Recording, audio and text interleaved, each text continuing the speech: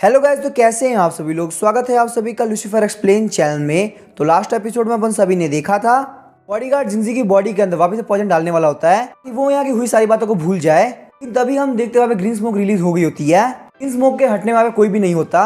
Bodyguard बोलते हैं पहली बार है जब मेरे पास कोई बच के भाग पाया है। देखते जिंजी वहां से गायब नहीं हुई होती, बल्कि उसका साइज काफी छोटा हो गया होता है। जिंजी बोलते मैं काफी वीक होती जा रही हूँ, मैं पूरी से बेहोश हो जाऊं, मुझे जल्द से जल्द वहां पे जाना होगा। सिर्फ वही बंदा मेरी हेल्प कर सकता है। वहीं हम देखते शाइन बोलती है आखिर तुम किस तरह की नॉलेज के बारे में बात कर रहे हो। नहीं बोलता उस ओल्ड मैंशन के अंदर तुम्हारी परफॉर्मेंस काफी बढ़िया थी, तुम वहां पे नहीं होती तो उस मिशन करने में काफी दिक्कत होती। जो डीमन तुम्हारे अंदर है वो चीजों को डिटेक्ट करने में काफी अच्छा है। ध्यान उस बच्चे के कान के अंदर जो ब्लैक बीन था वो भी तुमने डिटेक्ट किया था। सिर्फ तुम्हारी वजह से पता चल पाया कि फैंक्सियन फैक्शन कोई बंदा जिंदा है। मैंने तुम्हारे अंदर के डीमन की कॉन्सेप्शन को सील कर दिया था। मुझे नहीं पता आखिर वो बाहर कैसे निकला, लेकिन जब तक तुम मेरे साथ हो मुझे लगता है इसमें कोई दिक्कत है। ऐसा लगता है मम्मी के बारे में हमें बहुत देर तक डिस्कस करना पड़ेगा। तो तुम्हें यहाँ पे डीमन सिटी ब्यूरो को ज्वाइन करना है तो तुम्हें कुछ बातें पता होनी चाहिए। जैसे कि डीमन स्पिरिट 4 मेन कैटेगरी के होते हैं। सबसे पहले आते हैं स्पिरिट, फिर गॉब्लिन, फिर मॉन्स्टर और फिर गॉड। कोई भी स्पिरिट तब बनता है जब उसकी लाइफ में कुछ बुरा हुआ हो। नॉर्मल ह्यूमंस होते हैं वो स्पिरिट को नहीं देख सकते। स्पिरिट सिर्फ डार्क प्लेस में रह सकते हैं। बात की जाए गॉब्लिन की तो प्लांट और नॉन लिविंग बींग्स इन्होंने बहुत टाइम तक लिविंग बींग के स्पिरिचुअल ब्रेथ को ऑब्जर्व किया हो, गॉब्लिन के अंदर चेंज हो जाते हैं। गॉब्लिन डे और नाइट दोनों में रह सकते हैं। अगर बात की जाए मॉन्स्टर की तो अगर कोई भी एनिमल स्पिरिचुअल एनर्जी को कल्टीवेट कर लेता है फिर वो एक मॉन्स्टर बन जाता है। मॉन्स्टर्स को भी डे और नाइट में मूव करने में कोई दिक्कत नहीं है। और वहीं गॉड्स वो होते हैं जो कि ह्यूमन से भी पहले के हो, उनकी पावर बहुत ज्यादा डिस्ट्रक्टिव हो सकती है और वो लोग भी यहाँ पे डे और नाइट में मूव कर सकते हैं। अरिन बोलते हैं कि स्पिरिचुअल ब्रेथ क्या होती है। तुमने बोला मेरे पास भी स्पिरिचुअल ब्रेथ है।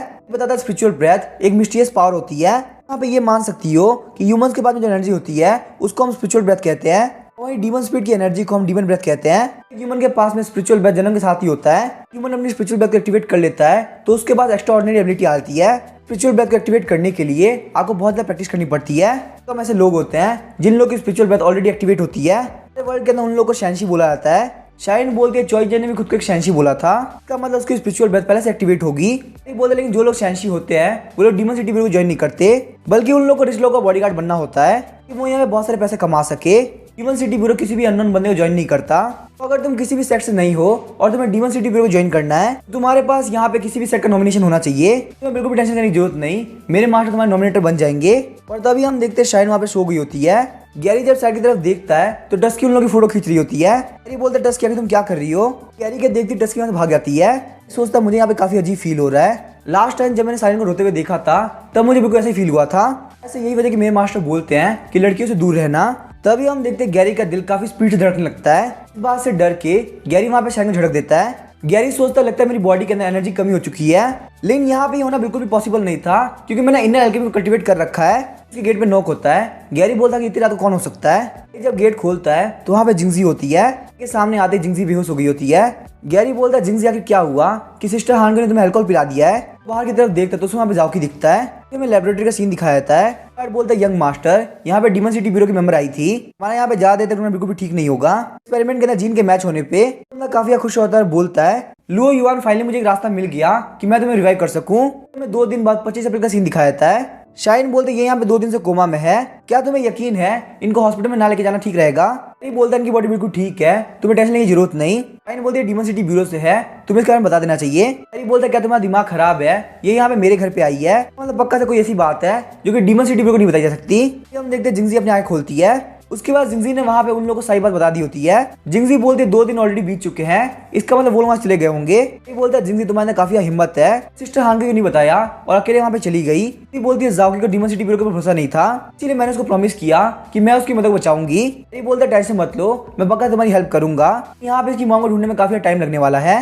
बाकी बोलते मैं स्मेल का सेंस काफी अच्छा है, यहाँ पे एक बार ट्राई कर सकता हूँ। ये बोलता तुम्हें क्या लगता है क्या कर पाएगा। जिंजी बोलते इसने पहले भी अपनी मॉम को ढूंढ लिया था तो शायद से ये पॉसिबल है। हम देखते हैं गुई गॉड का एक्सपेरिमेंट हो रहा होता है कि अंदर से स्मेल आ रही होती है। उससे जाओकी को पता चल जाता है कि आखिर उसकी मॉम कहाँ पे है। बोलता है जाओकी तुम बिल्कुल भी टेंशन मत लो और मैं तुम्हारा काम बहुत इजीली कर दूंगा।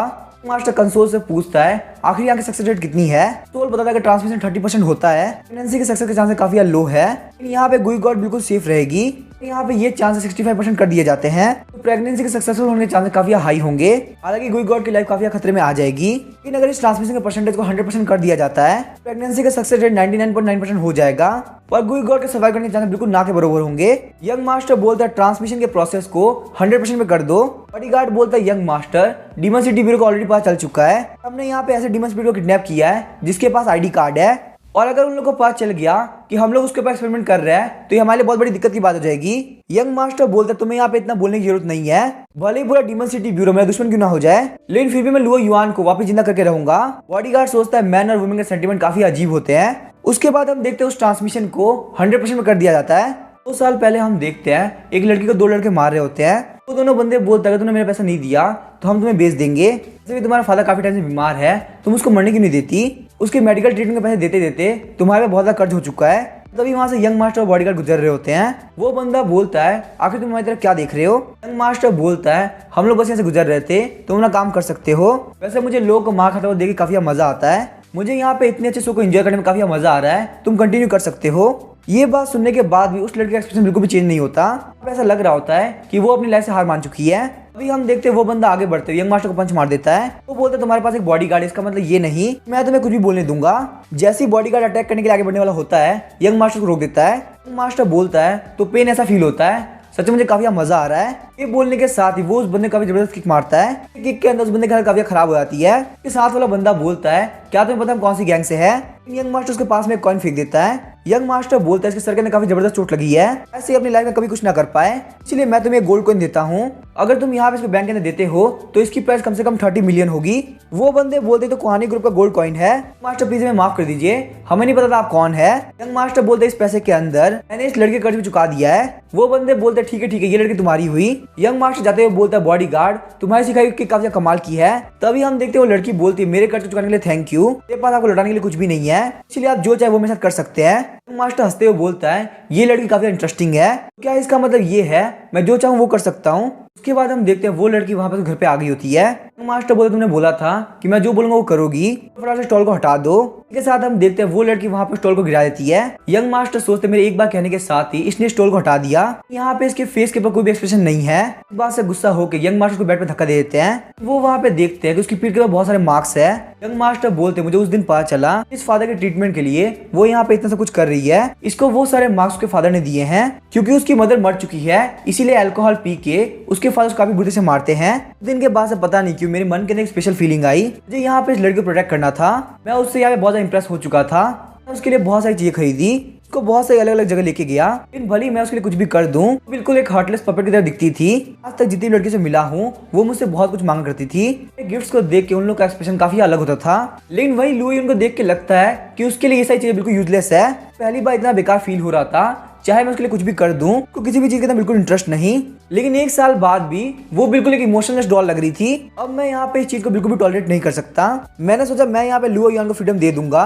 तभी हम देखते हैं लुओ यान रोते हुए बोलती है फाइनली मुझे मेरे पास में कोई इंसान दिख रहा है, बिल्कुल भी नहीं चाहती कि तुम मुझे यहाँ पे छोड़ के जाओ। बात सुनकर मुझे काफी अजीब सा फील हुआ। मैंने यहाँ पे रियलाइज किया कि मैं ऑलरेडी लुओ यान को पसंद करता हूँ। मेरे मन के अंदर है मैं वहाँ पे लुओ यान को पूरी लाइफ प्रोटेक्ट कर सकता हूँ। यंग मास्टर लुओ यान को बोलता है मैं पूरी लाइफ तुम्हारे साथ रह सकता हूँ, यहाँ पे सिर्फ एक कंडीशन है तुम्हें मेरी गर्लफ्रेंड बनना होगा। ये बात सुनकर लुओ यान समझने लगती है। लुओ यान बोलते हैं हम हमारे रिलेशनशिप को कल से कंफर्म कर देंगे। तभी वहाँ पे एंट्री होती है सिग्मा मेल ट्रक कुन की, कि वहाँ पे यंग मास्टर की लव स्टोरी की ऐसी कर देते हैं। यंग मास्टर बोलते हैं मैंने अपने सामने लुओ यान को मरते हुए देखा और मैं वहाँ पे कुछ भी नहीं कर पाया, लेकिन इस टाइम मुझे लुओ यान को प्रोटेक्ट करने से कोई भी नहीं हो सकता।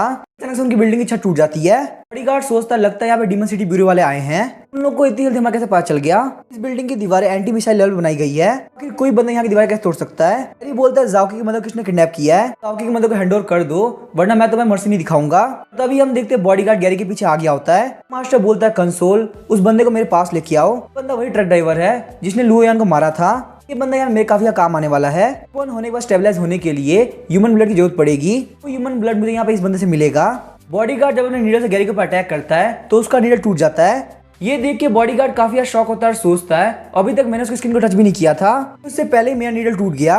गैरी पीछे घूमते उसको काफी जोर का थप्पड़ मारता है। बॉडीगार्ड सोचता है ना सिर्फ इसने मेरी नीडल तोड़ी, एक ही थप्पड़ के मैंने नॉक कर दिया।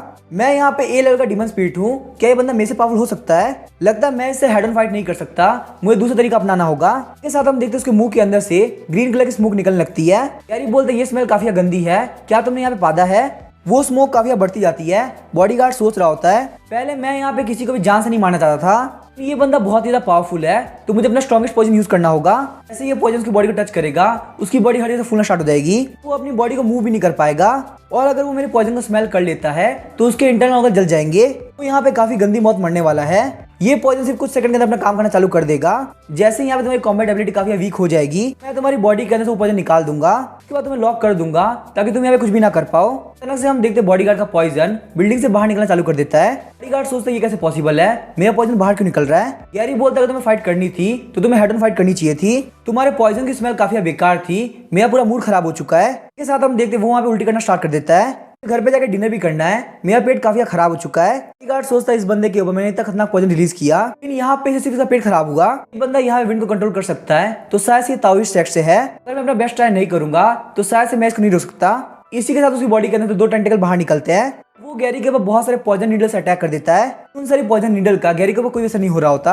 बॉडीगार्ड कहता है ये पॉइजन नीडल मिलिट्री व्हीकल के भी आर पार हो सकती है, लेकिन फिर भी यहाँ पे ये नीडल्स बंदे को टच नहीं कर पाई। गैरी काफी स्पीड के साथ उस बॉडीगार्ड के पास पहुंच गया होता है, वहाँ पे उसको काफी जोर का पंच मारता है। ये बोलता है मेरे हिसाब से शायद वो बंदा मरा नहीं होगा। ये सब वहाँ पे यंग मास्टर भी देख रहा होता है। मास्टर किसी को फोन करता है, बोलता है ब्रदर जू मुझे आपकी हेल्प चाहिए होगी, जल्दी आप मेरे पास आ जाएंगे उतना मेरे लिए अच्छा होगा। ब्रदर जू फैंगजियन फैक्शन का वही बंदा होता है। वो बोलता है यंग मास्टर मैं जल्द से जल्द आता हूँ। ये सब डेट को देखते हुए बोलता है यहाँ पे देखना चाहता हूँ आखिर आज कौन सी अच्छी चीज होगी। तो वापस उस दिन का सीन दिखाया जितने यंग मास्टर बोल रहा होता है तो मेरी गर्लफ्रेंड बनना होगा। युआन सोच रही होती है आखिरकार 1 साल एक्टिंग करने के बाद ये बंदा मेरे ट्रैप के अंदर फंस ही गया। लुओ युआन बोलते कल हम लोग अपने रिलेशनशिप को पक्का से कंफर्म कर देंगे। वही हम देखते ट्रक ड्राइवर काफी स्पीड से तरफ आ रहा होता है और बोलता है कम्युनिटी तुम्हारी वजह से आज मेरी ये हालत है, मैं काफी खुश रहा करता था। ये मेमोरी यहाँ पे ट्रक ड्राइवर को आ रही होती है। सोल बोलता है गुई गॉड की लाइफ काफी खतरे में है, इस प्रोसेस को आगे बढ़ाने से पक्का से गुई गॉड मारी जाएगी। गैरी सोचता है ये बंदा यहाँ पे ए लेवल का डीमन स्पिरिट है, तो किसी ने इतने पावरफुल डीमन स्पिरिट को हायर कर रखा है तो नॉर्मल इंसान नहीं हो सकता। चलो वो बंदा जो भी हो, मुझे यहाँ पे ये करने में काफी मजा आ रहा है। अचानक से हम देखते हैं गैरी के सामने से टेंटिकल बाहर निकलता है और उसको जमीन के अंदर घुसा देता है। ये बोलता है फाइट करने में काफी मजा आ रहा है। बॉडीगार्ड बोलता है चाहे तुम कुछ भी कर लो, जब तक मैं यहाँ पे जिंदा हूँ तब तक मैं तुमको यंग मास्टर के पास में जाने नहीं दूंगा। गैरी बोलता है तुम्हारे साथ खेलने में काफी मजा आ रहा है, आज मैं यहाँ पे काफी जल्दी में हूँ क्यों मुझे किसी की लाइफ बचानी है, मुझे यहाँ पे इस फाइट को जल्द से जल्द खत्म करना होगा। इसी के साथ हम देखते हैं गैरी को काफी जबरदस्त पंच मारता है, लेकिन बॉडीगार्ड उसके ऊपर अपनी टेल से अटैक कर देता है। बॉडीगार्ड अपनी टेल से लगातार गैरी के ऊपर अटैक कर रहा होता है। बॉडीगार्ड बोलता है मैं एक ए लेवल का डीमन स्पिरिट हूँ, मुझसे फाइट करना तुम्हारे लिए इतना इजी नहीं होगा। मेरा स्केल आर्मर है, उसका डिफेंस एस लेवल पे है, इसको बिल्कुल भी ब्रेक नहीं कर सकते। तभी हम देखते गैरी उसके सर के ऊपर आ गया होता है। ये बोला तुम्हारा आर्मर तो काफी स्ट्रॉन्ग है लेकिन तुम्हारी नजर काफी कमजोर है। इससे कुछ दिनों पहले मेरे सामने 2 ए लेवल के डीमन स्पिरिट आए थे, लेकिन लगता है तुम उनके मुकाबले ज्यादा पावरफुल हो। चलो कोई बात नहीं, मुझे लगता है मुझे थोड़ा बहुत सीरियस होना होगा। गैरी के पावर रिलीज करने की वजह से उसके चप्पल के ऊपर एक मार्क आ गया होता है। गैरी उस चप्पल को लेते हुए काफी स्पीड से बॉडीगार्ड की तरफ बढ़ रहा होता है। बॉडीगार्ड बोलता है तुम यहाँ पे चप्पल को एक वेपन के तौर पर यूज करना चाहते हो, फिर तुम्हें क्या लगता है मैं इतनी पावरफुल स्केल आर्मर के सामने तुम्हारा चप्पल कुछ कर पाएगा। इन गैरी का चप्पल जैसे बॉडीगार्ड को हिट करता है उसे वहाँ पे लग रहा होता है जैसे उसे किसी ने मिट्योर से हिट किया हो। एक ही अटैक के अंदर वो वहाँ पे जमीन के अंदर घुस गया होता है। गैरी बोलता अगर मैंने अपनी पावर को चप्पल की जगह पंच में डाला होता तो तुम पक्का से मर गए होते। गैरी गेट तोड़ के बोलता है आखिर जाओ की मंदिर कहाँ पे है। मैं दिखाया था मिस्टर जू को जो कि अपनी साइकिल को पार्क कर रहे होते हैं। वो बोलता है कहीं मुझे आने में ज्यादा लेट तो नहीं हो गया ना, यंग मास्टर ठीक तो होंगे, मुझे इससे क्या लेन देना, मैं तो बस ये जानना चाहता हूँ कि आज रात को मेरे साथ में क्या अच्छा होने वाला है। अभी हमें गैरी के घर का सीन दिखाया जाता है जहाँ बहुत सारा अच्छा खाना बना होता है। जी बोलती ये खाना तो काफी टेस्टी लग रहा है, शारीन तुम काफी अच्छी कुक हो। चाइन बोलती है मैं अपने रिलेटिव के घर पे रही हूँ इसीलिए मुझे नॉर्मली वहाँ पे खाना बनाना पड़ता था। टाइम के साथ खाना बनाते बनाते मेरी कुकिंग स्किल काफी अच्छी हो चुकी है। कि बोलती ये खाना इतना टेस्टी है कि मैं 20 बोल भी खा सकती हूँ। जी बोलती है जाओ की आखिर तुम क्यों नहीं खा रहे। जाओ की बोलता है मुझे मेरी मॉम की काफी टेंशन हो रही है, बिग ब्रदर उनको अकेले बचा पाएंगे क्योंकि वहाँ पे बहुत सारे लोग हैं, सारे लोग बहुत ज्यादा पावरफुल है। टस्की बोलते तुम्हें यहाँ पे बिल्कुल टेंशन की जरूरत नहीं। डीमन सिटी ब्यूरो 4 रैंक में डिवाइडेड है। ये रैंक है जिया रैंक, यी रैंक, बिंग रैंक और डिंग रैंक। यहाँ पे हर एक रैंक की 3 कैटेगरी है, अपर, मिडल और लोअर। हमारे लूजेंग सिटी के अंदर सिर्फ 10 डीमन सिटी ब्यूरो ऐसे हैं क्योंकि जिया रैंक में पहुंच पाए हैं, सिर्फ 3 ही जिया रैंक के अपर क्लास से पहुंचे हैं। एक एस लेवल के डीमन स्पिरिट को मारने के लिए कम से कम 5 जिया रैंक के डीमन सिटी ब्यूरो के ऑफिसर चाहिए। इन सारे अपर क्लास में से सिर्फ एक ही बंदा ऐसा है जो कि अकेले एस रैंक के डीमन स्पिरिट से भी फाइट कर सकता है। Brother Gary demon city bureau के स्ट्रॉन्गेस्ट बंदे हैं, खासकर डीमन स्पिरिट को पकड़ने में उनका कोई जवाब नहीं। तो तुम यहाँ पे सिंपली ये बोल सकते हो दुनिया के अंदर से कोई भी डीमन स्पिरिट नहीं होगी जिसको ब्रदर गैरी ना हरा सके। जाओ की बोलते काफी कमाल की बात है, इसका मतलब ब्रदर गैरी पक्का से मेरी मॉम को बचा लेंगे।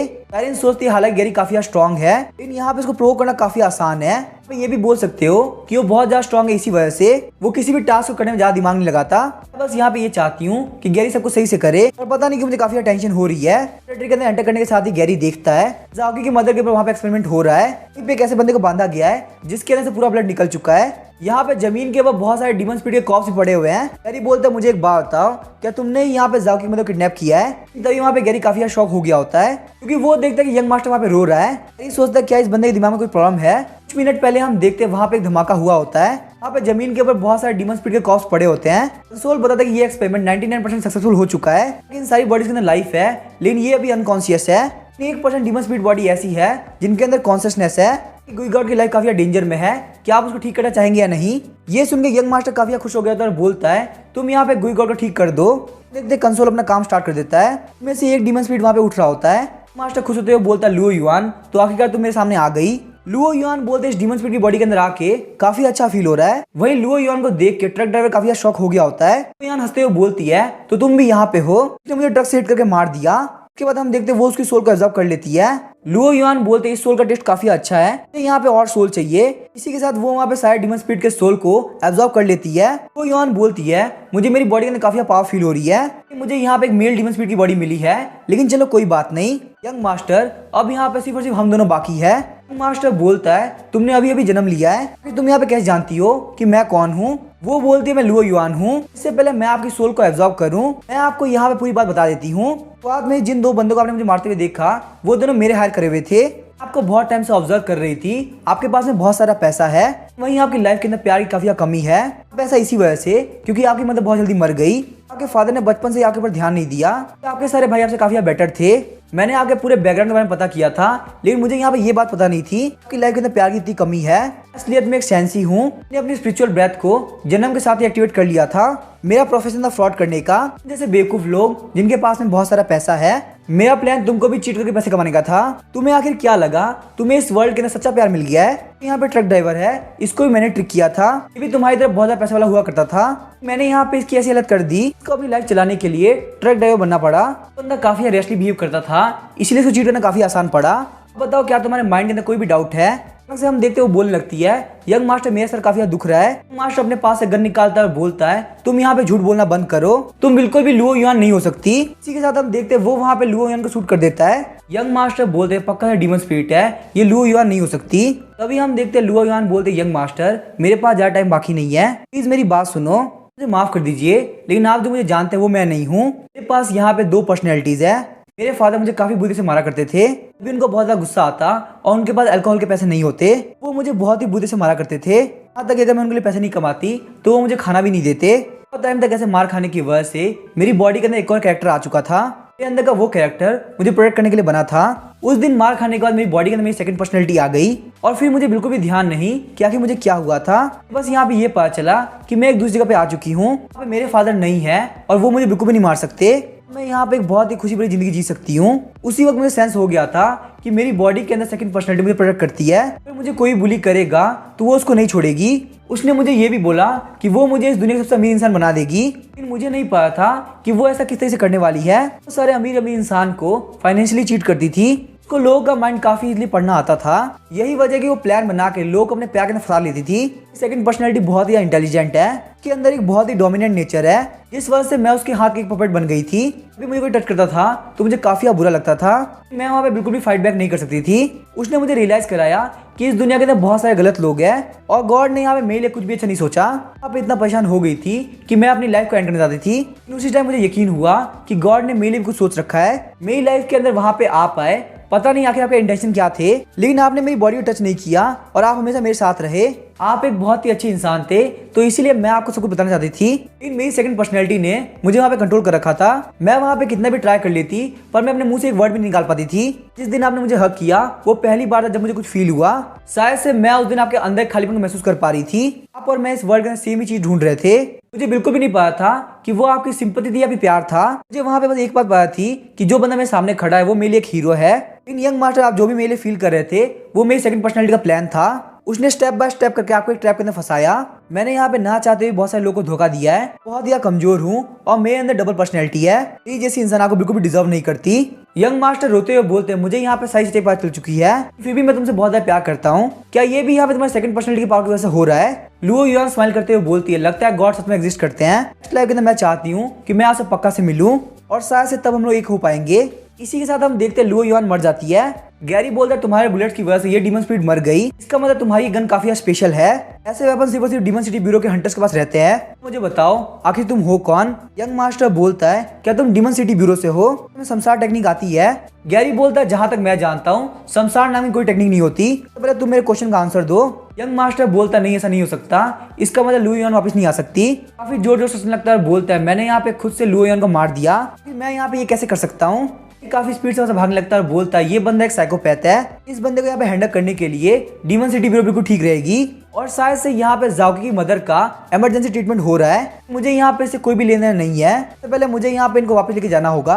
सोल बोलता है इमरजेंसी ट्रीटमेंट यहाँ पे फेल हो चुका है कि बॉडी के अंदर सर्वाइवल के चांसेस बिल्कुल भी नहीं बचे। गैरी सोचता है यहाँ पे बिल्कुल मजाक की बात नहीं है। उसके बाद हम देखते हैं गैरी वहाँ पे हैंडसिल बनाता है और बोलता है मुझे यहाँ पे डीमन सिटी ब्यूरो को रिपोर्ट करना होगा। तभी उसको अपने पीछे से आवाज आती है, पीछे घूमते हुए बोलता है यहाँ पे अब क्या हुआ? वो वहाँ पे पीछे देखता है कि यंग मास्टर ने खुद को मार लिया। देखते हैं यंग मास्टर को जो कि लुओ युआन के पास में पहुंच गए होते हैं। लुओ युआन बोलते यंग मास्टर गॉड ने आखिर हम दोनों को मिला दिया। देखते हैं उनकी बॉडी के अंदर एक पॉइजन इंजेक्ट हुआ होता है। बॉडीगार्ड बोलते हैं यंग मास्टर मुझे नहीं पता था कि आप यहाँ पे खुद को मार लेंगे, यहाँ पे मेरा जो पॉइजन है वो आपको एक इल्यूजन शो कर सकता है ताकि आप कम से कम मरते वक्त एक अच्छी याद लेके जाए। गैरी बोला तुम्हारे यंग मास्टर मर चुके हैं, क्या तुम अभी फाइट करना चाहते हो? बॉडीगार्ड वहाँ पे गैरी को पार करते हुए आगे निकल जाता है। गैरी बोलता है मैं यहाँ पे तुमसे बात कर रहा हूँ, आखिर तुम जवाब क्यों नहीं दे रहे? बॉडीगार्ड यंग मास्टर की बॉडी को लेके जा रहा होता है और बोलता है मेरे यंग मास्टर मर चुके हैं तो मैं इनको घर पे लेके जा सकता हूँ। मिस्टर ज़्यू आगे होते और बोलते हैं लगता है मैं यहाँ पे काफी लेट हो गया, प्लीज मुझे यहाँ पे लेट होने के लिए माफ कर दीजिए। मिस्टर ज़्यू वहाँ पे बॉडीगार्ड को पार करते हुए आगे निकल गए होते हैं। बॉडीगार्ड सोचता है जब से इस बंदे ने कुआनी ग्रुप को ज्वाइन किया है उससे मुझे लगता है यहाँ पे इस बंदे में कुछ ना कुछ तो गड़बड़ है। उसने यहाँ पे देखा कि यंग मास्टर मर चुके हैं लेकिन फिर भी उसको यहाँ पे बिल्कुल फर्क नहीं पड़ रहा। मिस्टर ज़्यू बोले तुमने काफी अच्छा काम किया, अब सब कुछ मुझे पे छोड़ दो। बॉडीगार्ड सोचता है जब भी वो मेरे आसपास होता है तो वो कुछ भी नहीं करता, पर पता नहीं क्यों मुझे काफी अजीब सा फील होता है। यहाँ पे ऐसा लगता है इनके आसपास का ऑरा काफी डेंजरस है। गैरी बोलता है अब यहाँ पे तुम कौन हो? मिस्टर ज़ू बोलते हैं मेरा नाम है जियान ज़ू, जो भी कुछ हुआ क्या तुम उसको एक सीक्रेट रख सकते हो? गैरी बोलता है जियान ज़ू इसका मतलब होता है नमक लगाई हुई फिश, यहाँ पे ये नाम कौन रखता है? मिस्टर ज़ू बोलते हैं मैं कुहानी ग्रुप के लिए काउंसलर का काम करता हूँ, पर यहाँ पे ये न्यूज बाहर निकलती है तो ये कुहानी ग्रुप के लिए काफी बेकार होगी। गैरी बोलता है अगर मैं मना कर देता हूँ तो आखिर तुम क्या करोगे? मिस्टर ज़्यू बोलते तुम यहाँ पे कोई भी कंडीशन रख सकते हो, मुझे इसके अंदर कोई भी दिक्कत नहीं है। ऐसे भी हम दोनों लगभग सेम सेक्स से बिलोंग करते हैं, एक दूसरे के लिए दिक्कत खड़ी करना बिल्कुल भी सही बात नहीं है। बात सुन के गैरी काफी शॉक हो जाता है और बोलता है तो मतलब तुम वही बंदे हो जिसने ब्लैक बीन का यूज किया था। मिस्टर ज़्यू बोलते तुमने बिल्कुल सही कहा, मैं फैंगजियन फैक्शन का सक्सेसर हूँ। गैरी बोलता है काफी कमाल की बात है, मुझे यहाँ पे तुमसे रिलेटेड काफी अच्छा मिशन मिला है, पर तुम मेरे 3 क्वेश्चन का आंसर दे देते हो तो मैं इस बात को डीमन सिटी ब्यूरो से छुपा दूंगा। पहली बात तो ये क्या कि तुमने ब्लैक बीन का यूज वांगशी ग्रुप के सन के ऊपर क्यों किया? दूसरी बात ये फैंगजियन फैक्शन बहुत टाइम पहले खत्म हो चुका है, तुम्हारा मास्टर है कहाँ पे? तीसरी बात ये तुम्हारा फैंगजियन faction self cultivation, inner alchemy, astrology, divination इन सभी में काफी अच्छा है और वहीं तुम्हारे स्ट्रेंथ को भी देख के लग रहा है कि वो काफी कमाल की है। अगर तुम यहाँ पे इतने ही पावरफुल हो तो मुझे तुम्हारे पास 2 टेक्निक का यूज करना है। मिस्टर ज़्यू बोलते पहले क्वेश्चन का आंसर काफी क्लियर है, जो 4 बड़ी कंपनियां हैं वो अपने अपने बिजनेस चलाती है, यहाँ पे हर किसी का बेनिफिट अलग अलग है। मैं यहाँ पे कुहानी ग्रुप के लिए काम करता हूँ तो मैं अपने मास्टर के बेनिफिट को बढ़ा रहा हूँ, ना सिर्फ वांगशी ग्रुप बल्कि मैं बाकी सारे ग्रुप के ऊपर ब्लैक बीन का यूज करता हूँ ताकि मैं उनके ऊपर ध्यान रख सकूँ। और मैंने ब्लैक बीन का वांगशी ग्रुप के यंग मास्टर की बॉडी के अंदर इसलिए डाला तो वहाँ पे ब्लैक बीन को ढूंढना काफी मुश्किल था। भले ही सर वांग कितने बिजी क्यों ना हो वो अपने बेटे से काफी प्यार करते हैं, वो वहाँ पे हर एक इंपॉर्टेंट मीटिंग के अंदर पक्का से अपने बेटे को लेके जाते हैं। बात की जाए क्वेश्चन नंबर 2 की तो मैं तुम्हें यहाँ पे सिर्फ इस बात की गारंटी दे सकता हूँ कि मेरा फैंगजियन फैक्शन पूरी तरह से खत्म हो चुका है। बात मेरी बैकग्राउंड की तो वो मैं रिवील नहीं कर सकता। वहीं तुम्हारा लास्ट क्वेश्चन का आंसर ये है टीएलटी के अंदर मैं थोड़ा बहुत कुंफू जानता हूँ, भले ही मेरा बैकग्राउंड एक्स्ट्रा ऑर्डिनरी हो या नहीं, मेरी स्ट्रेंथ काफी अच्छी है। गैरी बोलता है कुंफू यहाँ पे हमारे एंसेस्टर ने हमको पास ऑन किया है और तुम यहाँ पे ऐसे ऐसे काम करने से यूज कर रहे हो, ये काफी गलत बात है, इसीलिए अपने एंसेस्टर्स के बिहाफ पे तुम्हें एक लेसन सिखाना चाहता हूँ। मुझे यहाँ पे अभी बहुत इंपॉर्टेंट काम करना है, मैं तुमसे सही से फाइट करने के लिए कभी बाद में मिलूंगा। इसके लिए मैं यहाँ पे टाइमर को 2 मिनट के लिए सेट कर रहा हूँ। अगर तुम 2 मिनट के अंदर नॉक हो जाते हो तो तुम्हारा केस डीमन सिटी ब्यूरो के हाथ में चला जाएगा।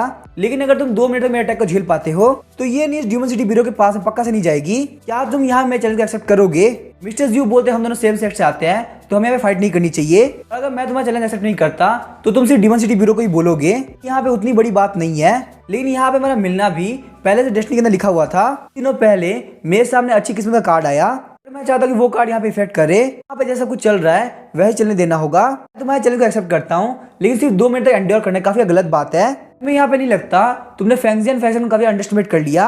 यही बोलता है बड़ी बड़ी बातें करना बंद करो, 2 मिनट बाद हम देखेंगे आखिर तुम मेरे सामने इस तरीके से बात कर पाते हो नहीं। वैसे ही मुझे यहाँ पे डीमन सिटी ब्यूरो कुछ बताने की क्या जरूरत है जब मैं यहाँ पे हर एक काम खुद से कर सकता हूँ। रही बात यहाँ पे डिविनेशन की तो थोड़ा बहुत मैं भी जानता हूँ। तो आज मैं तुम्हारा फॉर्च्यून देखता हूँ। तो तुम्हारे फॉर्च्यून में लिखा हुआ है कि तुम्हारी बैंड बजने वाली है। बोलने के साथ गैरी उसको मिडिल फिंगर दिखा देता है। स्टार्ट करने के साथ ही काफी स्पीड से मिस्टर ज़्यू के ऊपर अटैक करने के लिए आगे बढ़ रहा होता है। वहीं हम देखते हैं मिस्टर ज़्यू काफी स्पीड से अपनी टेक्निक को एक्टिवेट करते हैं। मिस्टर ज़्यू के इस टेक्निक का नाम होता है ऑल इन वन। अपने एक पाम से ही गैरी के पंच को रोक लेते हैं। इसी के साथ हम देखते हैं गैरी एक डार्क डोमेन के अंदर आ गया होता है। गैरी सोचता है इतने कम टाइम के अंदर आखिर वो मुझसे इतना दूर कैसे चला गया। अगर इसकी डार्क डोमेन है यहाँ पे इसे फाइट करना काफी मुश्किल होगा। लेकिन अगर मैं यहाँ पे ध्यान से देखूं तो शायद से मुझे इसकी वीकनेस दिख जाए। तो ज़्यू वहाँ पे एक पंच बनाते हैं। देख के गैरी सोचता है कि वो कर क्या रहा है। पलक झपकने के साथ ही वो काफी स्पीड से गैरी के पास में पहुंच गए होते हैं। पंच लगने के बाद वो वापस से गैरी से दूर हो गए होते हैं। गैरी सोचता है इसका मतलब टेलीपोर्ट होने के साथ साथ वो मेरी पोजीशन को भी चेंज कर सकते हैं। उसके बाद मिस्टर ज़्यू लगातार गैरी के ऊपर अटैक कर रहे होते हैं। मिस्टर ज़्यू बोलते इतने सारे पंचों के खाने के बाद भी तुम्हारी बॉडी बिल्कुल सेफ है। क्या तुम्हारी बॉडी के ऊपर गोल्डन इनकारनेशन है? मुझे यहाँ पे बिल्कुल भी लगा था कि तुमने इतने यंग एज के अंदर खुद को इस लेवल तक ट्रेन कर लिया होगा। लगता है मैंने तुम्हें यहाँ पे काफी अंडरस्टिमेट कर लिया। गैरी बोलता तुम बिल्कुल गलत बोल रहे हो, यहाँ पे मैंने तुम्हें अंडरस्टिमेट किया है। इसके साथ हम देखते हैं गैरी ने अपनी पावर्स को एक्टिवेट कर दिया होता है। पावर को देख के मिस्टर ज़्यू काफी शॉक हो गए होते हैं। वो सोचते ये बच्चा काफी यंग है। इसने सील इनकारनेशन की 2 टाइप को एक्टिवेट कर लिया है। अगर कोई मास्टर सील मैजिक को 30 इयर्स की एज तक भी सीख ले तो ये उसके लिए एक बहुत बड़ी बात होती है। लेकिन ना सिर्फ इस बच्चे ने सील इनकारनेशन सीखा बल्कि ये यहाँ पे थंडरबोल्ट को भी एक्टिवेट कर पा रहा है। आखिर यहाँ पे इस बच्चे ने ये स्किल कैसे सीखी? गैरी बोलता है अब मेरी बॉडी के आसपास थंडरबोल्ट आ चुका है, चलो देखते हैं तुम मुझसे कैसे फाइट करते हो। मिस्टर ज़्यू बोलते लगता है मार्शन फैक्शन के पास में बहुत सारे टैलेंट्स है। यहाँ पे देख के मुझे काफी खुशी हो रही है। गैरी बोलते फालतू बातें करना बंद करो। तुमने मुझे बोला था आज तुम्हारा लकी डे है तो मैंने तुम्हें अंडरस्टिमेट नहीं किया होता तो मैं तुम्हें बहुत पहले मार चुका होता। मेरी पावर को देखने के बाद भी तुम्हें लगता है तुम मुझे मार सकते हो। मिस्टर ज़्यू बोलते लगता तुम रूल्स को भूल चुके हो। यहाँ पे रूल ये था कि मुझे 2 मिनट तक एंड्योर करना है। तो मैं ऐसा कर लेता हूँ तो मैं इस चैलेंज का विनर बन जाऊंगा। ये सोचते ये बात तो बिल्कुल सही कह रहा है। मेरे ऊपर अटैक ना करे तो उसकी डोमेन के अंदर उसके ऊपर बिल्कुल भी अटैक नहीं कर सकता। फाइनली यहाँ पे हारूंगा सिर्फ और सिर्फ मैं ही। लगता है मेरे पास उस टेक्निक को यूज करने का और कोई तरीका नहीं है। बस ये सोच सकता हूँ कि उस टेक्निक को यूज करने के बाद यहाँ पे कोई बड़ी दिक्कत ना आए। अभी हम देखते हैं गैरी ने वहाँ पे थंडरबोल्ट के 3rd स्टेज को एक्टिवेट कर दिया होता है। मिस्टर ज़्यू बोलते हैं तुमने थंडर सील मैजिक को यूज करके मुझे काफी शॉक कर दिया है। तुम्हें आखिर क्यों लगता है कि तुम्हारा अटैक मुझे हिट करेगा? इसी के साथ हम देखते हैं मिस्टर ज़्यू के बहुत सारे क्लोन आगे होते हैं। गैरी बोलता है कि तुम्हें क्यों लगता है कि यहाँ पे मेरा टारगेट तुम हो? अभी हम देखते हैं गैरी डोमेन के ऊपर अटैक कर देता है। लाइटनिंग काफी जबरदस्त होती है जो कि सीधे आसमान तक जा रही होती है। फिर हम देखते हैं उस मोटे बच्चे को जिसको फर्स्ट एपिसोड में दिखाया गया था। आराम से होमवर्क करने के बहाने गेम खेल रहा होता है। जब वो बाहर की तरफ देखता है कि जमीन से आसमान की तरफ लाइटनिंग जा रही है, अपनी मॉम को बोलता है मॉम एक बार बाहर के देखो। उसकी मॉम बोलती है तो सिर्फ नॉर्मल लाइटनिंग है, आखिर इसमें क्या खास बात है? तभी गेम का सिस्टम बोलता है तुम यहाँ पे हार चुके हो। ये बात सुनकर उसकी मॉम काफी गुस्सा आ जाता है। वहाँ पे उस बच्चे को पकड़ पकड़ के मारने लगती है। मैंने तुम्हें बोला तुम्हें बैठ कर होमवर्क करना है और तुम यहाँ पे गेम खेल रहे हो। लाइटनिंग को देख के मिस्टर ज़्यू बोलते हैं अगर मेरे ऊपर अटैक हुआ होता, अगर मैं मरा नहीं होता तो कम से कम सीरियसली इंजर्ड हुआ होता। नहीं बोलते टेंशन मत लो, मैं उतना रूथलेस नहीं हूँ। मैंने बस यहाँ पे तुम्हारे डार्क डोमेन को खत्म किया है। अब मैं यहाँ पे देखना चाहता हूँ आखिर तुम मेरे अटैक कैसे अवॉइड करते हो। अभी हम देखते हैं मिस्टर ज़्यू एक और टेक्निक यूज करते हैं। गैरी के बॉडी के अंदर से बहुत सारे थ्रेड्स निकलने लगते हैं। उसके सर के ऊपर वहाँ पे एक छोटी सी फॉर्मेशन बन गई होती है। ये सोचता मुझे यहाँ पे टेंशन की जरूरत नहीं, आखिर ये क्या चीज है। वैसे ही मेरी बॉडी के ऊपर गोल्डन इनकारनेशन है जो कि मुझे पक्का से प्रोटेक्ट करेगी। लेकिन गैरी के सारे अटैक को मिस्टर ज़्यू बहुत इजीली अवॉइड कर रहे होते हैं। गैरी बताता है इसके मुकाबले मेरी स्पीड काफी ज्यादा है, फिर भी हमें मेरा एक भी अटैक इसको हिट नहीं कर रहा। मेरे सर के ऊपर जो मैजिक फॉर्मेशन है ये पक्का इसी वजह से हो रहा है। हम देखते हैं मिस्टर ज़्यू को जो गैरी के हर एक अगले अटैक को देख पा रहे होते हैं। मिस्टर ज़्यू सोचते हैं ये यहाँ पे एक और टेक्निक यूज करने वाला है। हालांकि मुझे उसकी टेक्निक देखने में काफी मजा आ रहा है लेकिन मुझे काफी केयरफुल रहना होगा। मिस्टर ज़्यू अपने स्मोक पाइप से स्मोक को रिलीज करते हैं। गैरी सोचता है क्या इस गैस के अंदर पॉइजन है, लेकिन तभी वो देखता है कि मिस्टर जी गैरी से काफी दूर हो गए होते हैं। सोचता है इसका मतलब ये ऐसे भागने ट्राई कर रहा है ताकि टाइम खत्म कर सके। गैरी बोलता है तुम यहाँ पे चीट ट्रिक यूज कर रहे हो, मुझे तुम्हारे पर काफी गुस्सा आ रहा है, तो मैंने बिल्कुल भी हिम्मत नहीं कि तुम मेरे खिलाफ डायरेक्टली फाइट कर सको। मिस्टर जी बोलते हैं नहीं, मुझे तुमसे डायरेक्टली फाइट करने में काफी डर लग रहा है। तो चिढ़ गया होता है। मिस्टर जी उसके ऊपर रेड बीन से अटैक कर देते हैं। गैरी जैसे अपने थंडरबोल्ट की फर्स्ट स्टेज यूज करने वाला होता है तभी वो रेड बीन उसके अटैक से टकरा जाता है। गैरी सोचता है कि यहाँ पे हो क्या रहा है, इसका रेड बीन अचानक से मेरे अटैक के सामने आ गया। इसके रेड बीन का मकसद ये था कि ये मेरे अटैक के डायरेक्शन में रिफ्लेक्ट कर सके। क्या यहाँ पे इसको पहले से पता था कि मैं थंडरबोल्ट का फर्स्ट स्टेज का अटैक करने वाला हूँ? मिस्टर जी बोलते हैं थंडरबोल्ट फर्स्ट स्टेज अटैक ये काफी खतरनाक अटैक होता है। इसकी वजह से तुम मेरे आसपास एक थंडरबोल्ट का बैरियर बनाए थे, उसके बाद मेरे ऊपर अटैक करने के लिए आगे बढ़ते। जैसे जैसे वो थंडरबोल्ट का बैरियर छोटा होता जाता मुझे तुमसे हेड ऑन फाइट करनी पड़ती।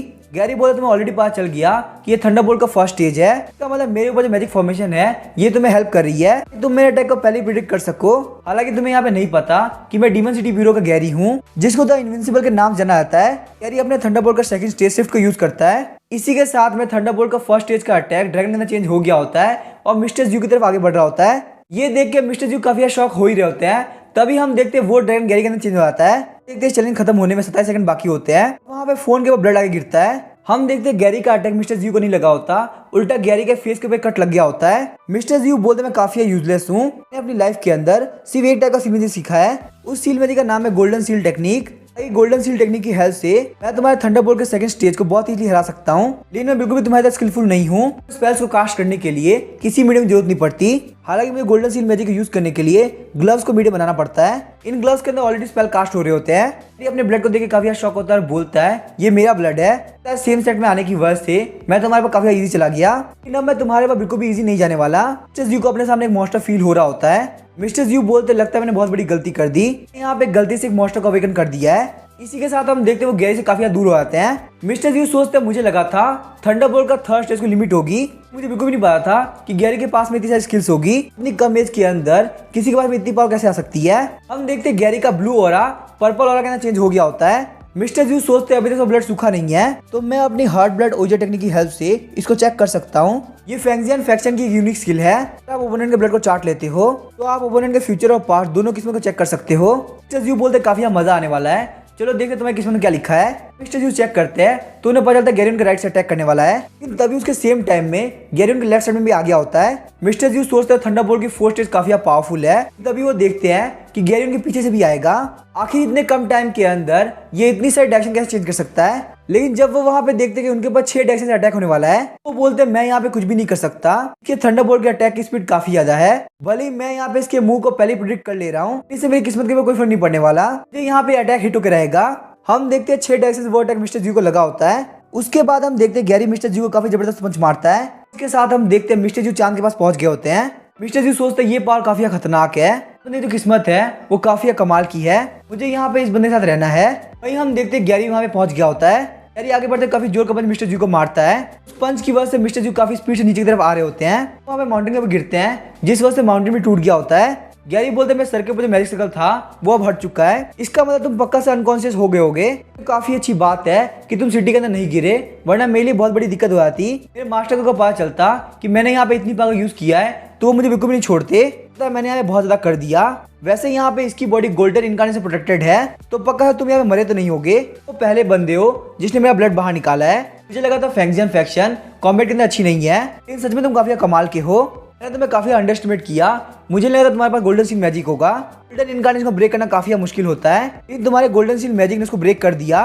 ताकि गोल्डन सील मैजिक की वजह से तुम्हारी स्पिरिचुअल ब्रेथ काफी कम बची होगी, लेकिन तुमने अपने स्पाइनर सर्कल को बचा के काफी अच्छा काम किया। तुम यहाँ पे मर जाते तो मैं बहुत बड़ी दिक्कत में आया था। आज के लिए प्लीज तुम मुझे माफ कर दो। लेकिन वहीं हम देखते हैं मिस्टर जी अपनी मुट्ठी को बंद करते हैं। गैरी बोला तुम्हारे पास बहुत ही कम स्पिरिचुअल ब्रेथ बाकी है, तुम्हें यहाँ पे मूव नहीं करना चाहिए। भले ही गोल्डन इनकार्नेशन ने तुम्हारे सर और बैक को बचा लिया है, तुम्हारे इंटरनल ऑर्गन के ऊपर काफी बुरा असर पड़ा है। अभी हम देखते हैं मिस्टर जी वहाँ पे खून खासते हैं। गैरी सोचता मैं जितना ज्यादा बोल रहा हूँ ये उतना ही ज्यादा ट्राई कर रहा है। मिस्टर जी मेरी बात सुनो, अगर तुम यहाँ मर गए तुम्हें सिटी से बाहर निकाल दिया जाएगा, तो मुझे वापस से माउंटेन के अंदर भेज देंगे, या तुम मेरे को वापस अटैक करने वाले हो। तुम्हारा काम छीन जाता है तो तुम्हें वापस से काम मिल जाएगा, लेकिन अगर तुम्हारी लाइफ चली जाएगी तो आखिर तुम उसको वापस से कहाँ से लाओगे। मिस्टर जी बोलते मुझे अब इस बात से कोई फर्क नहीं पड़ता, मैं अपनी लाइफ को तुम्हारे लिए खतरे में डालने के तैयार हूँ। गैरी सोच रहा था ये फेस ये फीलिंग मुझे किसी और की याद दिला रही है, यहाँ पे इसकी हरकतें जीवलंग की तरह क्यों लग रही है। मिस्टर जी बोलते 2 मिनट खत्म हो चुके हैं और तुम यहाँ पे हार चुके हो।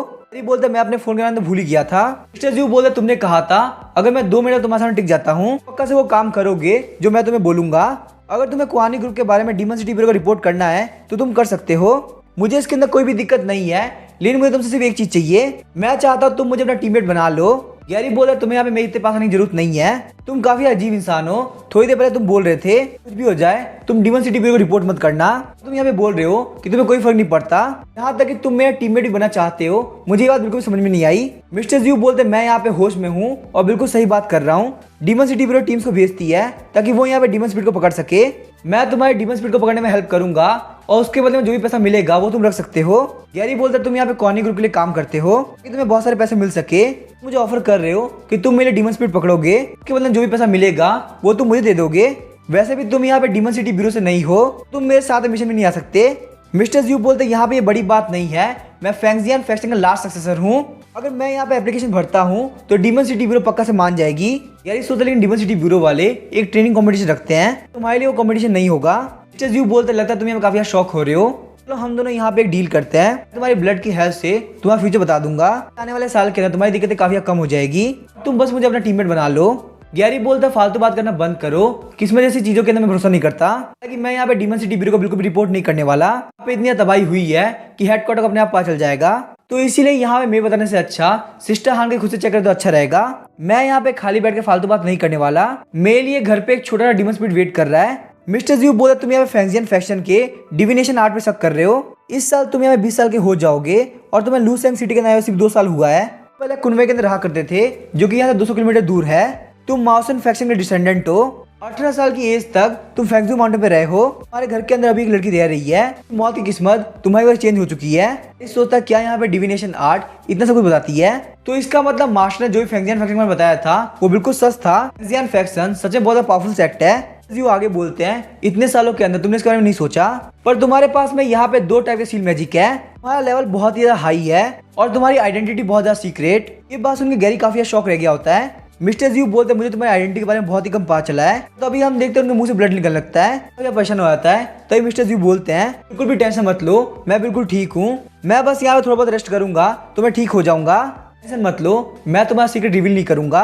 काफी किस्मत की बात तो ये है कि मैं तुम्हारे घर के टॉप फ्लोर पे रहता हूँ, ये बिल्डिंग का नाम है फ्लाइंग निम्बस। देखते गैरी को लेके काफी स्पीड से निकल जाता है और सोच रहा था क्या ये बंदा यहाँ सच बोल रहा था। गैरी के जाने के बाद वहाँ पे 2 डीमंस होते हैं, जैसे एक डीमन बोल रहा होता है ये बंदा बहुत ही स्ट्रांग है, इसी वजह की मास्टर ने बोला था कि हम इसके ऊपर ध्यान रखें। जैसे हम यहाँ पे डीमन सिटी ब्यूरो के अपर जिया रैंक के नंबर 1 बंदे से इतना एक्सपेक्ट कर सकते हैं। यहाँ पे इसकी स्ट्रेंथ इतनी है कि हमारे जुबू गार्ड बिल्कुल भी इसके सामने नहीं टिक पाएंगे। दूसरा वाला डीमन बोलता है इस बच्चे ने यहाँ पे सिर्फ एक्टिंग करी है, ऐसे यहाँ पे इसने अपनी स्ट्रेंथ का आधा पार्ट भी नहीं दिखाया। वाला डीमन काफी स्पीड से भागने लगता है और बोलता है अगर यहाँ पे ऐसी बात है तो हमें फटाफट से भाग जाना चाहिए, क्योंकि अगर उसने हमें देख लिया तो हम बहुत बड़े खतरे में आ जाएंगे। दूसरा वाला डीमन बोलता है 1 मिनट रुको, यहाँ पे एक और स्पिरिचुअल ब्रेथ है। तभी हम देखते जमीन के अंदर से टेंटिकल बाहर निकलता है और वहाँ पे लुओ युआन आ गई होती है। तो युआन बोलते मुझे बिल्कुल नहीं लगा था कि मेरी बॉडी वापस रिवाइव कर पाएगी और मैं अब पहले से काफी स्ट्रॉन्ग भी बन चुकी हूँ और वो लुओ युआन वही मेरी बॉडी जा चुकी है। यंग मास्टर थैंक यू बोलना चाहिए था, उसकी वजह से मेरी बेकार पर्सनैलिटी जा चुकी है। अब यहाँ पे मेरा इस बॉडी का फुली कंट्रोल आ चुका है। मुझे लगता था कि मेन कैरेक्टर और मैं दोनों ही फीमेल है, लेकिन अब क्योंकि मैं यहाँ पे एक मैन बन चुका हूँ तो ये काफी मजेदार है। तभी हम देखते हैं वो दोनों डीमंस के पीछे आगे होते हैं। लुओ युआन की डीमन स्पिरिट बोलती है आखिर तुम कौन हो। वो दोनों डीमन स्पिरिट बोलते हैं कैसी demon spirit demon God mother और ह्यूमन से मिलकर बनी है, वो काफी स्ट्रांग होती है। ताकि यहाँ पे तुम्हारा लेवल सिर्फ बी लेवल तक पहुंचा है। यहाँ पे तुम्हारा मैच्योरिटी एलिमेंट काफी हाई है। तुम्हारे मैच्योरिटी लेवल के हिसाब से तुमने यहाँ पे 9 लाइफ को यूज किया है। जितनी बार तुम मर के रिवाइव करोगे उतनी ही तुम्हारी स्ट्रेंथ बढ़ती जाएगी और एंड के अंदर तुम एक एस लेवल का डीमन स्पिरिट बन जाओगे। तो युआन का डीमन स्पिरिट बोलता है आखिर तुम लोग हो कौन। छोटा वाला डीमन स्पिरिट बोलता है मेरा नाम है गुजियाओ और मैं एक लेवल सी का डीमन स्पिरिट हूँ और मेरे पास जो बंदा खड़ा है उसका नाम है अर्सू, वो एक लेवल बी का डीमन स्पिरिट है। मेरी पावर यहाँ पे विजन से रिलेटेड है, 1000 ऑफ माइल दूर तक बहुत इजीली देख सकता हूँ। अर्सू की एबिलिटी है बहुत दूर से सुनने की, साथ में इसके बाद डीमन स्पिरिट जजिंग एबिलिटी है, ये आसपास के क्रिएचर की लेवल और पावर की जजमेंट कर सकता है। हमने यहाँ पे असलियत में एक बंदे का नजर रख रखा था, तभी तुम हमें दिख गए। हमारे जो जुबू गार्ड्स हैं उनके पास मेमोरी की काफी कमी हो रही है। मैंने यहाँ पे तुम्हें ये सारी बातें इसलिए बताई ताकि तुम्हें हमारे ऊपर भरोसा हो जाए। डीमन स्पिरिट हो और तुमने अभी भी रिवाइव किया है, तुम्हें पक्का से रहने के लिए एक जगह चाहिए होगी। वो युआन का डीमन स्पिरिट बोलता है तुम्हें आखिर यहाँ पे क्या लगता है, तुम्हारी फालतू बातों को सुन के मुझे तुम्हारे पर काफी भरोसा हो जाएगा। मैं तुम लोग के को मना कर दूं तो आखिर तुम लोग क्या करोगे। बोला तुम यहाँ पे हमारे बारे में जान चुके हो, इसीलिए तुम हमारे दुश्मन बन जाओगे। लुओ युआन का डीमन स्पीड काफी जोर जोर से लगता है और बोलता है, तुम लोगों ने यहाँ पे जो भी बात कही वो बिल्कुल सच है। मेरे सामने यहाँ पे एक लेवल बी का और लेवल सी का डीमन स्पीड है। तुम लोग की पावर को देख के तुम लोग का टीम का लीडर काफी वीक लग रहा है। क्या तुम लोग को लगता है तुम मुझे हरा सकते हो? तो ठीक है, फाइट करके देखते हैं। मैं भी यहाँ पे स्ट्रेंथ को चेक करना चाहता था। हम देखते हैं अर्सु काफी स्पीड से अटैक करते हुए लुओ युआन से आगे बढ़ गया होता है। अर्सु बोलता तुम जिस वीक बंदे की बात कर रहे हो उसकी टीम का एक सिंपल सा बंदा तुम्हें बहुत इजीली मार सकता है। तभी हम देखते हैं लुओ युआन का डीमन स्पीड वापस रिवाइव करने लगता है। वो बोलता है इस बार मैं पहले से काफी तेज रिवाइव कर रहा हूँ। अर्सु बोलता तुम हमारी बात मान जाओ और हम लोग को ज्वाइन कर लो, तुम्हारे सर को तुम्हारी बॉडी से जोड़ दूंगा। लेकिन अगर तुमने हमारी बात नहीं मानी तो मैं तुम्हारे सर को सी के अंदर फेंक दूंगा। तो युआन बोलता है ठीक है, मैं तुम्हारी टीम को ज्वाइन करूंगा। उसके बाद वो अपने सर को वापस लगा लेता है। अर्सु बोलता है अगर तुमने अपने सर को जोड़ लिया हो तो चलो मेरे साथ, मैं तुम्हें यहाँ पे दिखाता हूँ आखिर हम लोग कहाँ रहते हैं। वहां पे तुम्हें टेस्ट को पास करना होगा, फिर तुम ज़ुबु गार्ड को ज्वाइन कर सकते हो। तभी हम देखते गुओ जियाओ बोलता है अर्सु तुम अपने पीछे देखो। देखते लुओ युआन अर्सु के ऊपर अटैक करने के लिए आगे बढ़ रहा होता है। अर्सु पीछे घूमते हुए बोलता है तुम्हें ऑलरेडी हम बहुत मौके दे चुके हैं, तुम्हारा मर जाना बिल्कुल ठीक रहेगा। तो युआन बोलता है तुम ऑलरेडी मुझे 2 बार मार चुके हो, और तुम्हारी टीम का एक वीक से बंदा इतना पावरफुल है, तुम्हारा मास्टर पक्का से स्ट्रांग होगा।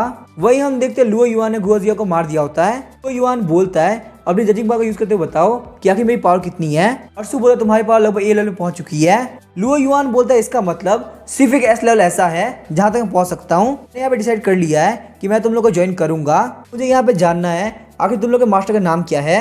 अर्सु बोलता है हमारे मास्टर का नाम है बोआन। लुओ युआन बोलता है बोआन ये नाम बिल्कुल भी एक डीमन की तरह नहीं लग रहा। गैरी के घर आने के साथ वो लोग बोलते हैं गैरी आखिर तुम्हें क्या हुआ, तुम्हारे फेस के ऊपर चोट कैसे लग गई। तभी हम देखते हैं गैरी बोलता है जाओ कि मेरे पास आओ, मुझे माफ कर देना मैं तुम्हारी मॉम को बचा नहीं पाया, तुम्हें बिल्कुल भी सेंड होने की जरूरत नहीं। मैं तुम्हारी मॉम के पेट के अंदर ये चीज देखी, तुम काफी लकी हो, तुम्हारी मॉम को रीबर्थ मैजिक आता था, तुम्हें बस यहाँ पे अंडे के टूटने का और अपनी मदर के बाहर निकलने का इंतजार करना है। फिर रोने लगता है और बोलता है हाँ ये मेरे मदर की स्पिरिचुअल ब्रेथ है। ब्रदर गैरी आपका थैंक यू, मैं अपनी मॉम का अच्छे से ध्यान रखूंगा।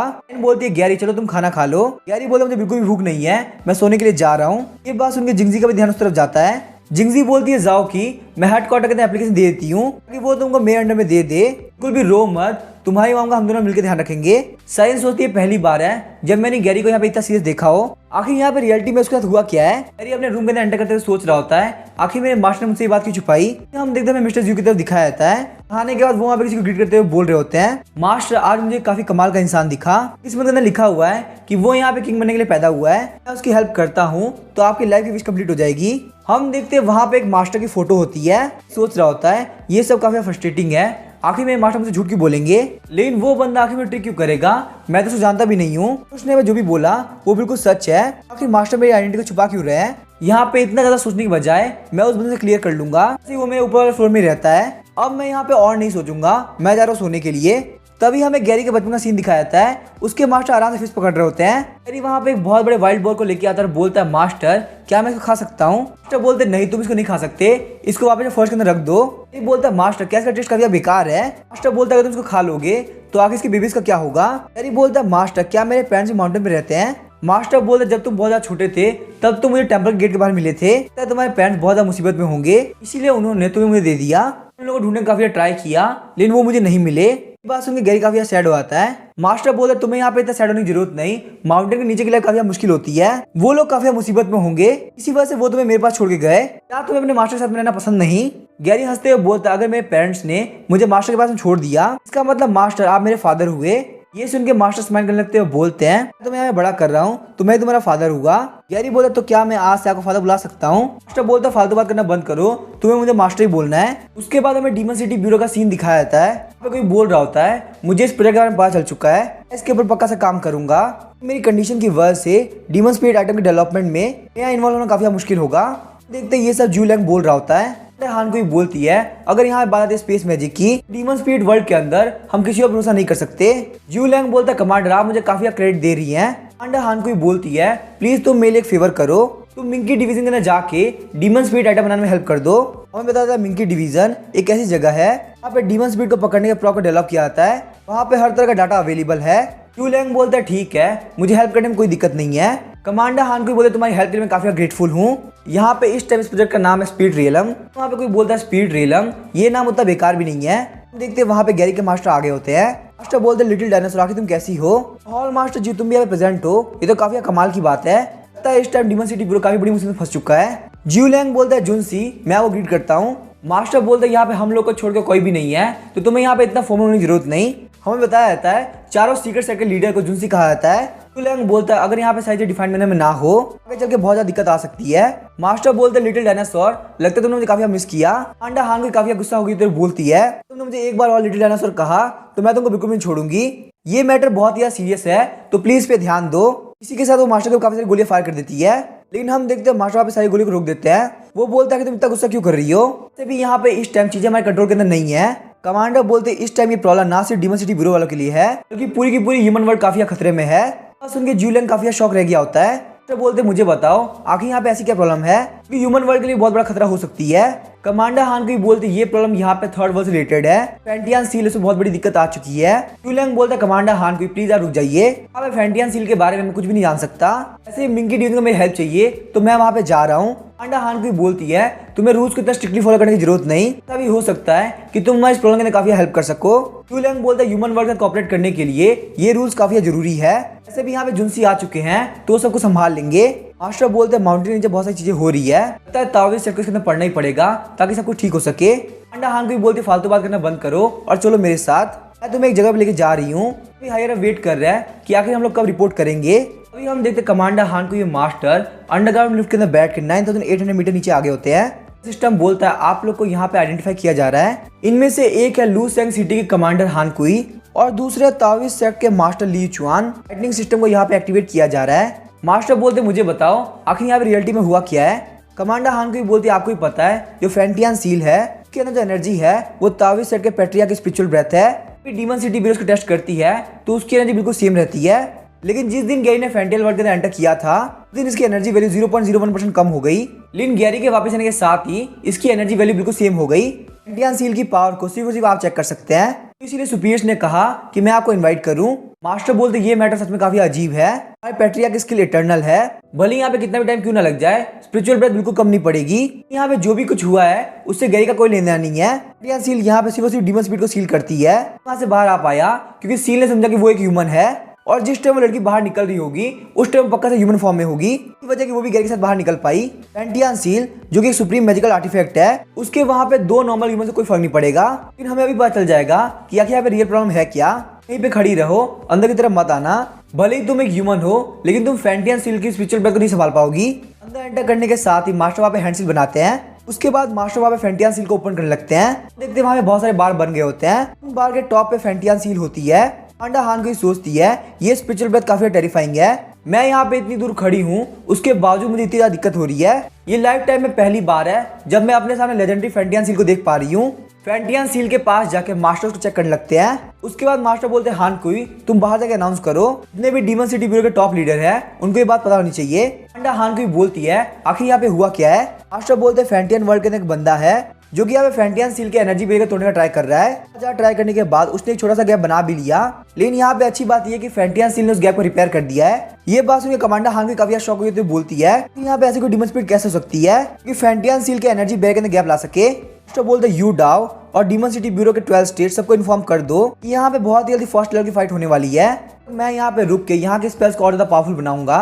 12 स्टेट वही कंट्री है जहाँ पे गैरी रहता है। लू सेंग सिटी 12 स्टेट में से एक सिटी है।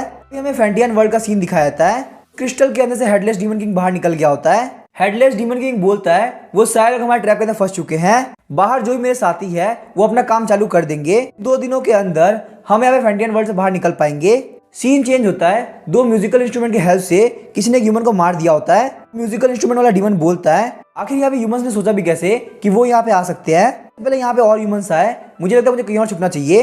तभी वहाँ पे कोई बोलता है मुझे तुम्हारी टीम का काम करने का तरीका काफी पसंद आया। म्यूजिकल इंस्ट्रूमेंट वाला डीमन काफी शॉक हो गया होता है। देखते हैं वहाँ पे लू यान आ गया होता है और बोलता है इतना गुस्सा करने की जरूरत नहीं है, मैं तुम्हारा नया टीम मेंबर हूँ। म्यूजिकल इंस्ट्रूमेंट वाला डीमन बोल रहा होता है और तुमने हमारी काफी ज्यादा बेइज्जती करा दी, तुम एक new born inexperience demon spirit से मार खा गए, ये सिर्फ एक नॉर्मल डीमन कैट है, क्या हम सच में इसको मास्टर के पास लेके चले।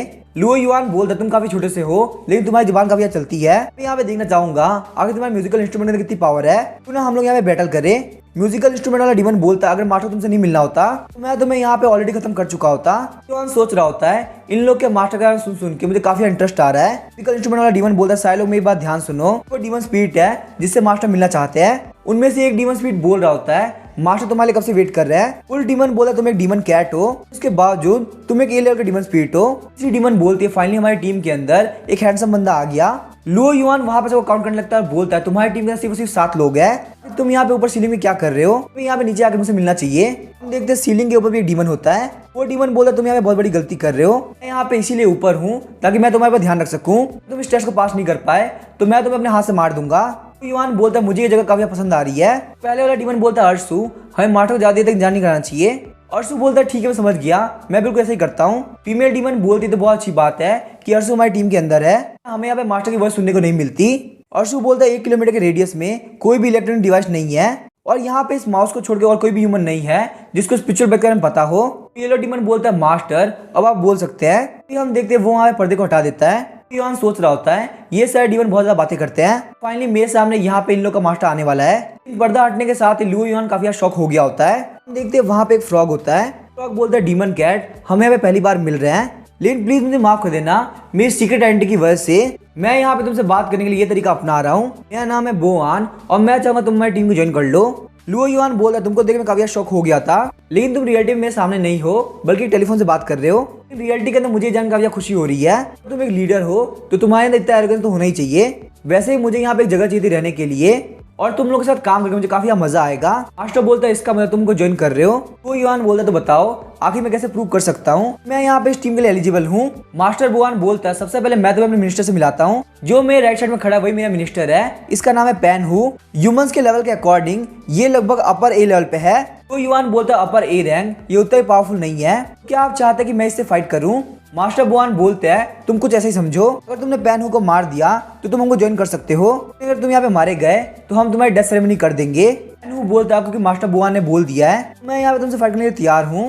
मैंने सुना रिवाइव करने के बाद में तुम मेरे लेवल पे पहुंच गए, तुम्हारे साथ यहाँ पे बैटल करके मुझे काफी खुशी होगी। तभी हम देखते लुओ युआन काफी शॉक हो गया होता है। बोलता तुम लोगों ने बोला था कि हमारी टीम में सिर्फ 7 लोग हैं। बोलते हैं हाँ ये बिल्कुल सच है।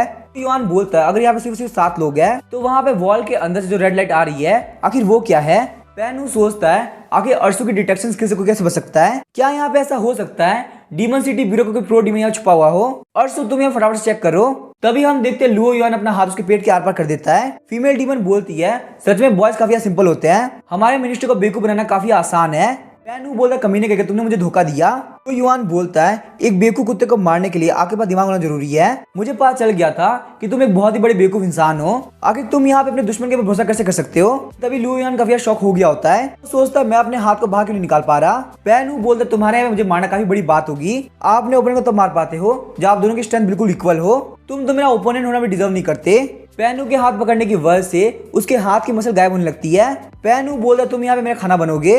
बॉडी को ऐसे देख के लुओ युआन काफी शॉक हो रहा होता है। फीमेल डीमन बोलती है मिनिस्टर अब यहाँ पे इसको पूरी तरह से एब्जॉर्ब कर लेंगे, मुझे तो लगा था कि हमारी टीम के अंदर एक नया मेंबर आ चुका है, लगता है नए मेंबर की किस्मत काफी खराब है। तो प्रोटेक्ट करने के लिए लुओ युआन अपना हाथ काट देता है। पैन हु बोलता है कि तुम्हें क्या लगता है तुम इस तरीके से भाग पाओगे।